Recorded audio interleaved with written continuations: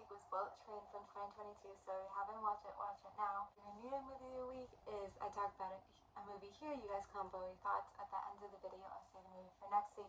And this year we're doing the alphabet twice. We're already back up to our second B movie, Bullet Train. I'm a huge fan of action movies, love action movies, but I feel like sometimes action movies don't have good writing. I think the writing's not that strong.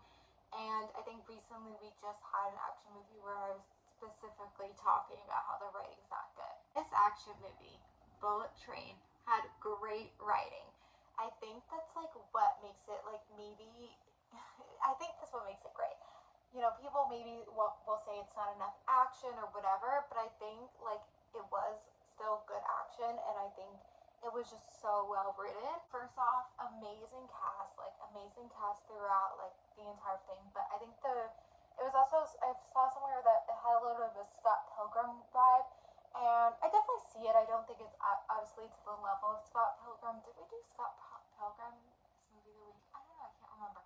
But anyway, it wasn't at the level, but I definitely like saw like some elements of it, and I think like the storytelling was just really what made it. I feel like these characters were well written too, so it wasn't just the writing. The characters specifically were really well written, and you know, had background story, had like Brad Pitt's character was so interesting, and like they all had like different emotions to it, and I think it was all very well performed. You know, watching it again, you know, some of the logistical things, I'm like, I don't understand why they're in this train with, you know, like if the White Death had him save their son, and then why he's on the train, but then every stop he's like, get off to show proof, so he has people at every stop. Like, why does it matter? Like, why can't they just, like, why are they on this train?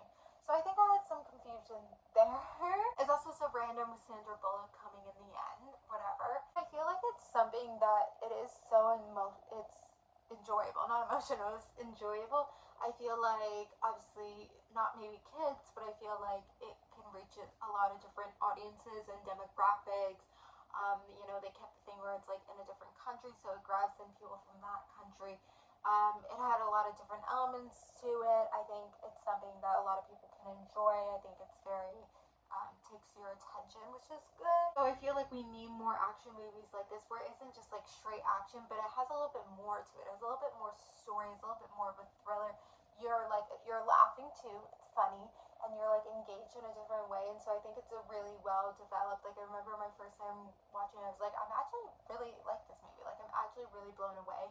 And so I think there's something great about this, and I really, you know, recommend this movie. If you haven't seen it before, I really hope you enjoyed it. If you don't, let me know. But I think it was really well done, very well executed. I'm sure it cost a lot of money, and it's something where they're like in this, technically like they're one location, like there's that aspect too, but it's like it takes you a little bit of a ride, kind of, I think, this movie too. And like it is something where it's like, I don't know if I could write this. Like I feel like it was really well played out.